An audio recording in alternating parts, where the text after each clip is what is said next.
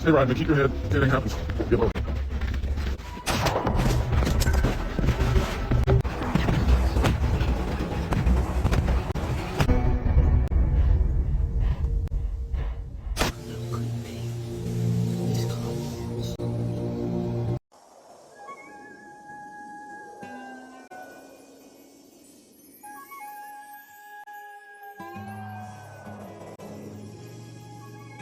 Film ini dibuka dengan memperlihatkan wilayah Wyoming pada tahun 1882. Lukas memeriksa saudaranya yang sedang tidur yang bernama Yakob. Setelah itu melakukan pekerjaan pertanian, mengurus hewan, mengambil air, sementara salju musim dingin mulai turun. Ia juga mengajari Yakob membaca dan menulis.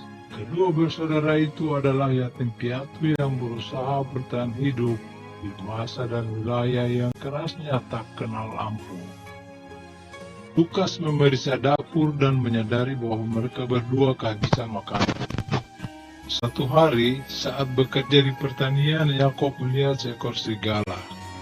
Dan Lukas mengambil salah satu senapan ayahnya. Setelah membidik dan menarik pelatuk, pelurunya ternyata kosong. Lukas lalu melempar senjatanya dengan marah, menyadari bahwa mereka bahkan tidak punya cukup amunisi untuk membela diri. Kedua bersaudara tersebut lalu pergi ke kota.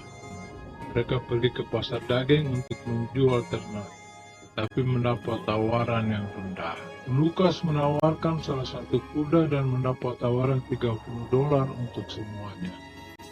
Keduanya pergi ke toko kelontong untuk membeli makanan.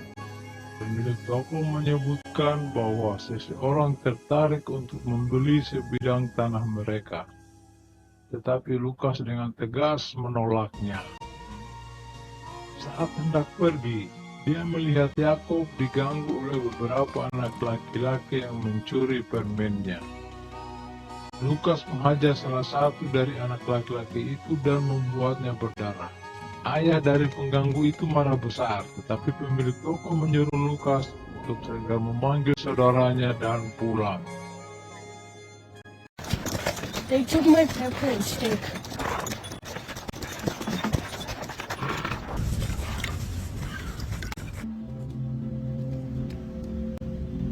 Lukas mengejar serigala pengganggu.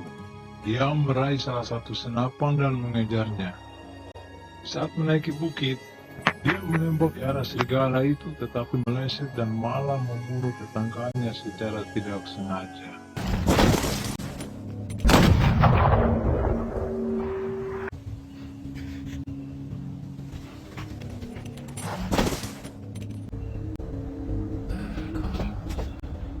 Dihukum dengan cepat atas pembunuhan, Lukas dijatuhi hukuman mati dengan cara digantung.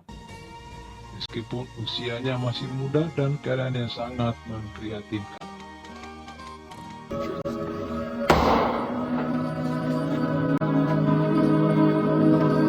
Kemudian terlihat seorang pria bernama Harlan Ras mengunjungi rumah Lukas. Dia melihat dan berdoa di makam orang tua anak-anak itu. Redford, Wyoming. Deputi Sheriff Wood pergi bersama rekannya Ram untuk menghadapi sekelompok penjahat pemabuk yang tampaknya telah melakukan pembunuhan dan penculikan. Ketika salah satu penjahat mengangkat pistol, terjadilah baku tembak yang dimenangkan kelompok Wood dan menyelamatkan anak kecil yang diculik para penjahat.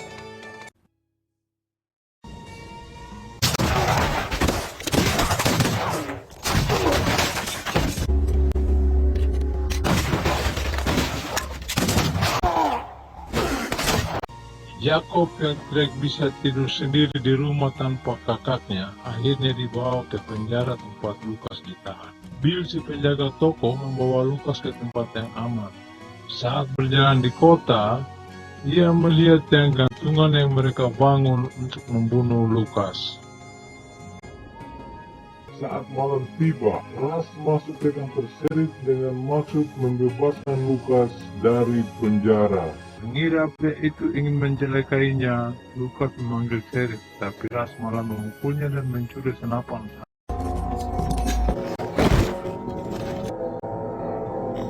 Bill keluar dengan senjata yang diarahkan pada Ras, tetapi menjatuhkannya begitu mengenalinya. Ras memberitahu Bill untuk memberitahu siapapun yang berani mengejarnya akan berakhir dengan berjabat tangan dengan iblis.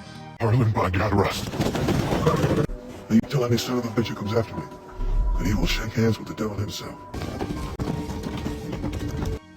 Keesokan paginya, Lukas tentu saja memiliki banyak pertanyaan, tetapi Ras tidak mau memberinya jawaban. Ia memberitahu anak laki-laki itu bahwa mereka harus segera pergi dan Lukas harus melakukan apa yang dikatakannya.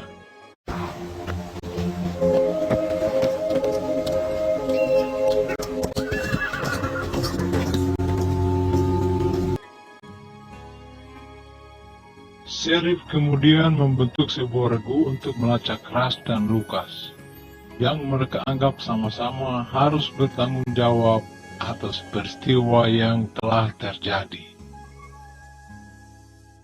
Harlan dan Lukas melanjutkan perjalanan. Lukas sekali lagi, kali ini dengan todongan senjata, bertanya siapa Ras.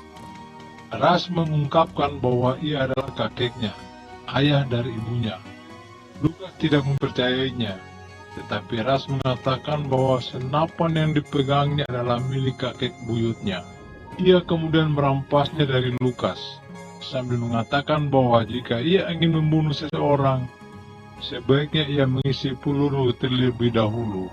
Lukas menyebutnya pembunuh karena telah membunuh Sheriff, tetapi Ras mengatakan bahwa mereka berdualah yang harus bertanggung jawab. What were you looking at up there? All up and down the Bighorn Plateau ever since Bear River. What's left of the Northern Shoshone been warring with the settlement militia. Wood bertemu dengan Lauren Stilwell, yang menceritakan kepadanya tentang Harlan Ras yang membunuh 3 orang untuk memupaskan Lukas, dan bagaimana ia ingin Wood membawa Harlan ke pengadilan atas banyak kejahatannya. Stilwell memberitahu Woods untuk membawa Dick Miller karena ia menginginkan lebih banyak bantuan selain Ram. Stilwell memberitahu Wood bahwa ia sangat menginginkan Ras dan memuji Wood karena menggunakan metode yang tidak biasa untuk membawa orang ke pengadilan. Instead of just relying on good old-fashioned pursuit and capture. Never met nobody who kept files, used forensics and whatnot. I never met nobody hunted a man like you would. I'd prefer you had more backup and just drum with them 2 shit kickers out of Epsom. Keesokan paginya Lukas mencoba lari, tetapi tidak berhasil sampai jauh sebelum Ras menangkapnya. Muak dengan anak laki-laki itu, Ras akhirnya memberitahu apa yang ingin diketahuinya. Bagaimana rasanya melihat seorang pria digantung. Ras memberitahu bahwa jika beruntung, lehermu akan langsung patah. Lukas bertanya mengapa ia peduli. Ras yang frustasi memberitahu bahwa jika Lukas dapat menunjukkan kepadanya seorang yang lebih peduli, ia akan pergi. Lukas diam-diam menyadari bahwa Ras benar.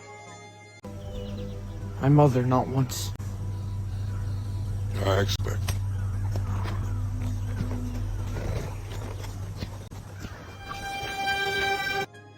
Ellsworth, Kansas. Kenton Pritchard Lang membawa seorang penjahat untuk dibawa kembali ke Missouri untuk digantung. Sheriff memberinya telegram tentang hadiah $1,000 untuk Harlan Ras. Tuhan memberkati orang jahat, kata Pritchard sambil menyeringai, karena mereka terus membayar tagihan saya. God bless the wicked. But they continue to pay my bill. Atkinson, Wyoming. Wood, Drum, dan Miller melakukan perjalanan ke pertanian saudara Bourne dan Clyde Levantine, serta menawarkan mereka $200 untuk bergabung dengan mereka dalam usaha untuk melacak Ras dan Lukas. What kind of snagger too strong donkey gonna let you stick your back and forth? Maybe we can stop over if it don't slow you up too much. I can take my ease once or twice. What you say, you gonna come with? Well, now, I ain't had no kind of tender loving and Ras dan Lukas tiba di sebuah kabin terbuka tempat dua pemburu telah mendirikan rumah singgah. Awalnya mereka disambut dengan ramah oleh kedua pria itu, namun Lukas menemukan poster buronan yang bertuliskan namanya dan Ras, dan menyadari bahwa mereka adalah pemburu bayaran. Lukas ditodong senjata, tapi Ras menodongkan pisau ke pria itu. Pria kedua mencoba menembak mereka, tapi Ras lebih dahulu menembaknya. Setelah bergumul, Ras menikam pria pertama hingga tewas dan menghabisi pria kedua. Keduanya lalu melanjutkan perjalanan karena mengira suku Indian mungkin saja mendengar suara tembakan mereka tadi. I'll beat the starch out right here. Hillary!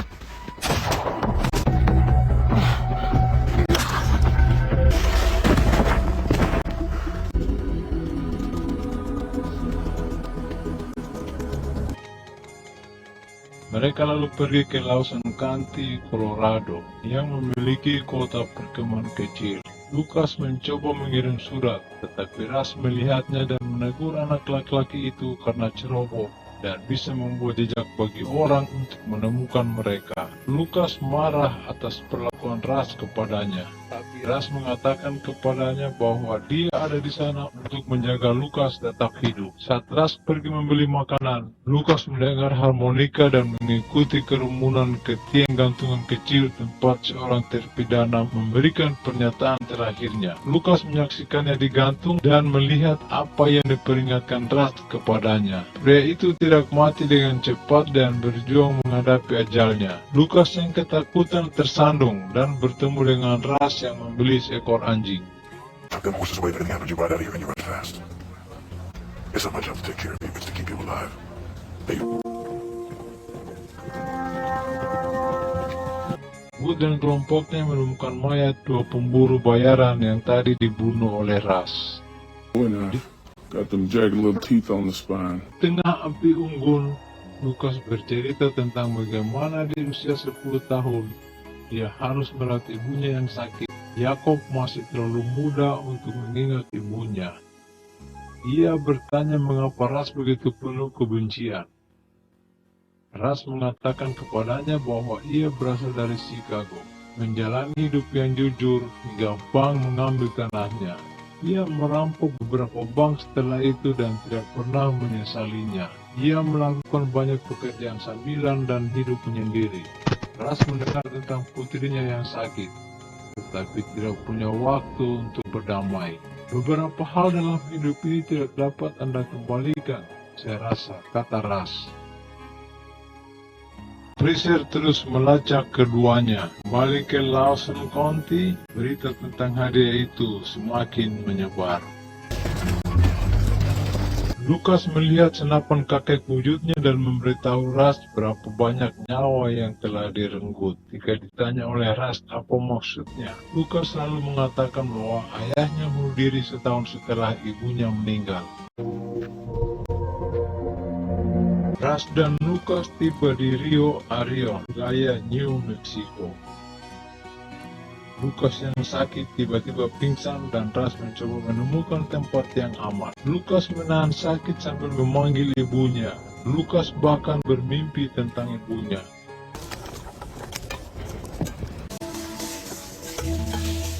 Ras dan Lukas terpojok oleh dua pria. Ras saling menembak dengan mereka, melukai satu orang, tetapi dia juga terluka dalam insiden tersebut. Keduanya terpaksa melarikan diri, kehilangan kuda dan sebagian besar perbekalan mereka.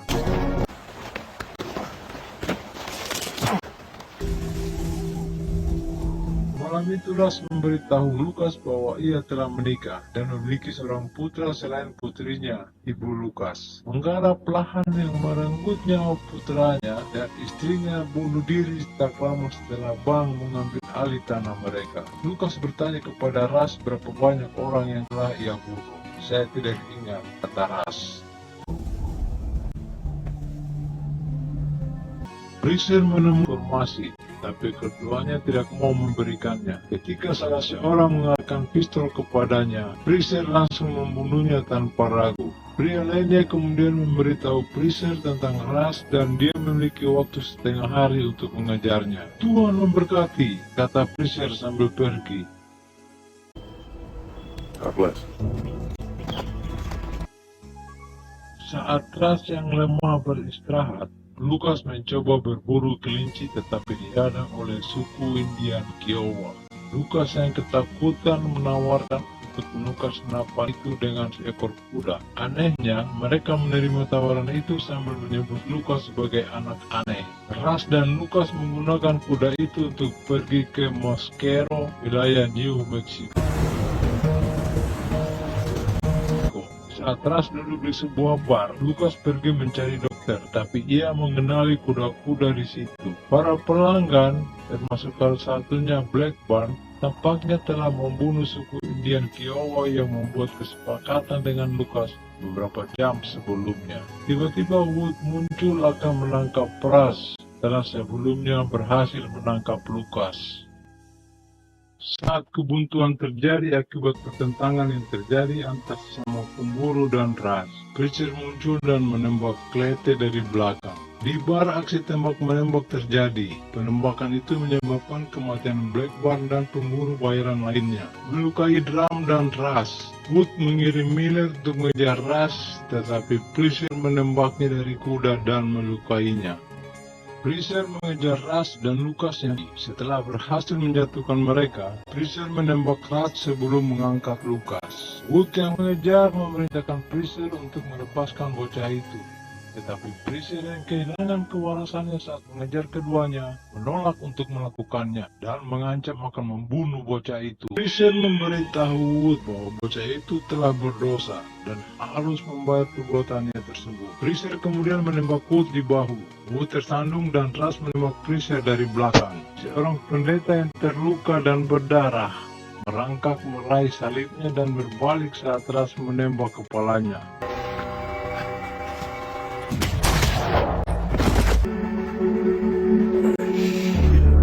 Rush menawarkan kesepakatan kepada Wood. Dia akan datang diam-diam bersamanya dan mempertanggungjawabkan kejahatannya jika dia membiarkan Lucas melarikan diri. Wood berkata bahwa dia bukan pengambil keputusan, tetapi Rush yang marah bertanya, apa gunanya hukum membunuh seorang anak untuk apa yang jelas-jelas merupakan kecelakaan, sesuatu yang seharusnya tidak terjadi sejak awal. Sekarang apa gunanya?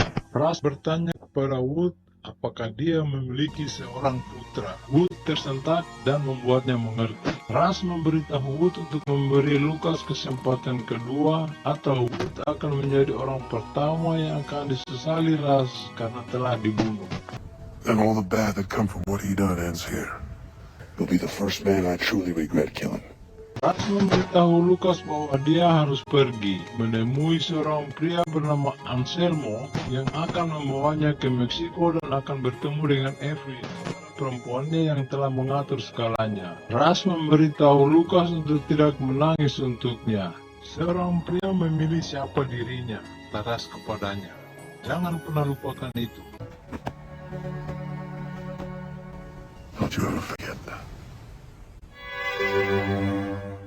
Wood yang bersyukur karena Rush menyelamatkan hidupnya dan tahu bahwa pada akhirnya dia benar, nyuruh Lucas pergi. Wood menahan Rush dan ketika bertemu dengan Stillwell, Wood berbohong bahwa Lucas mencoba melarikan diri dan tewas saat keduanya jatuh ke jurang. Lucas bertemu dengan Anselmo, memperkenalkan dirinya sebagai Lucas Rush dengan menggunakan nama belakang kakeknya. Lucas Rust. Stillwell pergi bersama Rush dan deputi lainnya. Wood berkata dia akan pulang sendirian. Rush dan Wood berbagi momen yang terakhir untuk saling memahami sebelum dia dibawa pergi. Wood kemudian pulang ke rumah dan mendapati kamar tempat putranya meninggal yang kosong.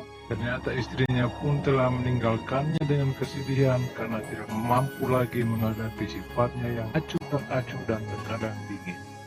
Ras diseret keluar dari selnya di Highsfield. Tiang gantung yang seharusnya untuk Lukas kini telah menjadi miliknya. Namun Ras kemudian meninggal sebelum eksekusi dilaksanakan.